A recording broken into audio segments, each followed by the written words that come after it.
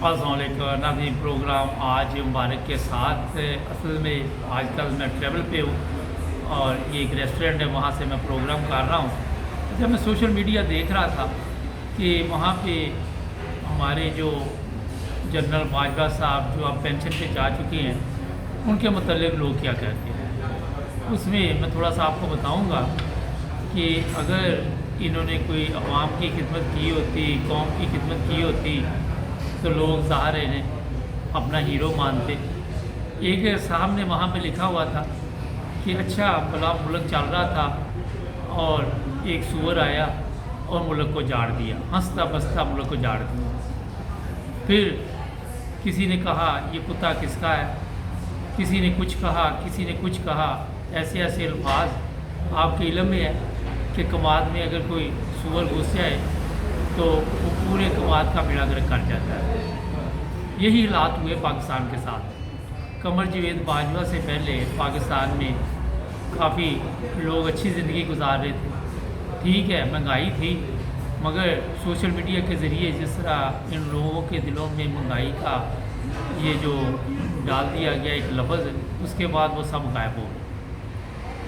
अब जनरल साहब जो वर्दी में थे तो उनकी वैल्यू थी, वर्दी उतर गई, वैल्यू ख़त्म हो गई। एक कुत्ते की इज़्ज़त मेरा ख्याल जो घर में रखा हुआ है उसकी ज़्यादा है, मगर कमर जावेद बाजवा को किस तरह लोग याद करते हैं। पिछले दिनों एक बाजवा साहब का फ़ोन आ गया तो मैंने कहा बाजवा साहब आपका अच्छा नाम रोशन किया इसने।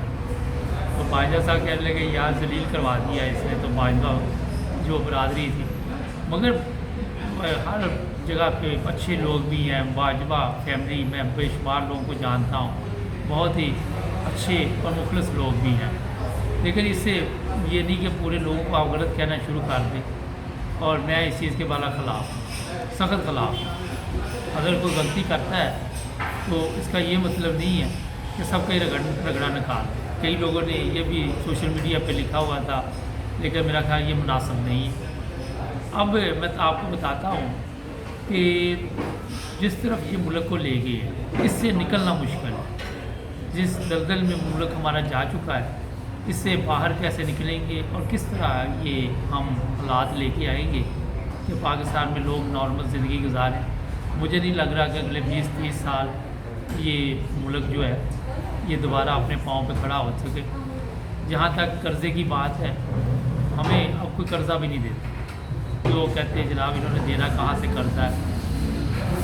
मैं मोनाको में मौजूद हूँ इस वक्त और मैं देखता हूँ यहाँ के लोगों की ज़िंदगी, तो मुझे बड़ा रश्क आता है कि चाहे ये इतना अमीर मुल्क नहीं है, मगर यहाँ इन लोगों ने लोगों को एक ज़िंदगी दी हुई है।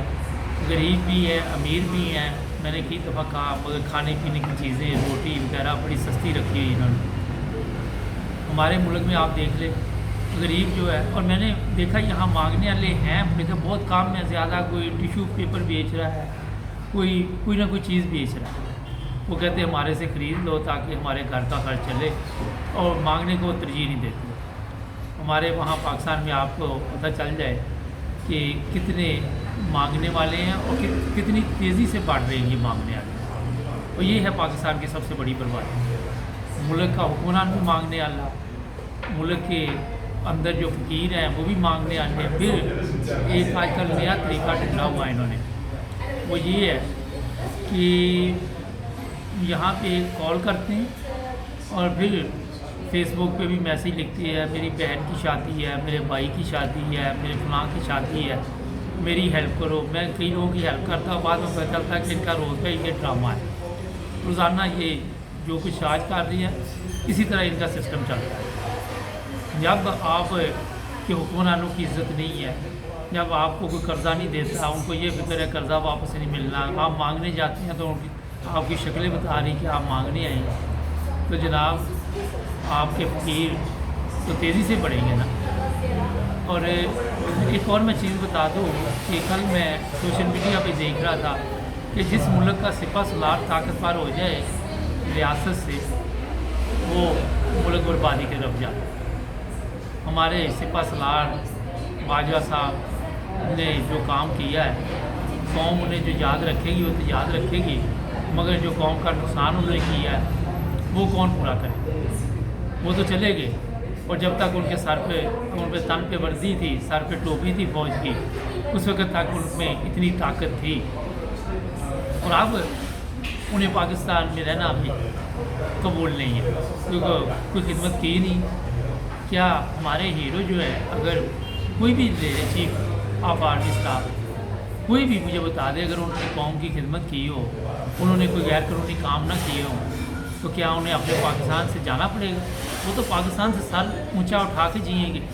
आज शहदा की कब्रों पे जाएं, जो पुराने शहदा या नए हैं, लोग उन्हें किस इज़्ज़त से कितनी इज़्ज़त की निगाह से देखते हैं, और इन्हें किस इज़्ज़त से देखते हैं। इन लोगों की कोई मामूली सी भी कुर्बानी नहीं पाकिस्तान। इन्होंने अपने ख़ानदान के लिए जो कुछ भी किया, जो हरामखोरी की, वो इनको जीने नहीं देगी, और इस तरह के लोगों को इतनी आसानी से मौत भी नहीं आती। आप देख लें जो आज स्वाति साहब के साथ हो रहा है, एक सूबे से केस ख़त्म होता है, दूसरे में चला जाता है, दूसरे से ख़त्म होता है, फिर में चला जाता है। और यही हमारी बदकिस्मती है कि अदालतें इंसाफ नहीं दे पाती। सुप्रीम कोर्ट है, वो सत्तू पी के सोया हुआ है, वो इतनी आराम से कोई उन्होंने कार्रवाई करनी होती है कि उतनी देर तक अगले बंदे का चाहे जनाजा ही नहीं करे। ना दी जो लोग दुनिया के मुख्तलिफ ममालिक में जाते हैं, यकीन करें कि वहाँ की ज़िंदगी देख के, वहाँ के अवाम को देख के, वहाँ की खुशहाली देख के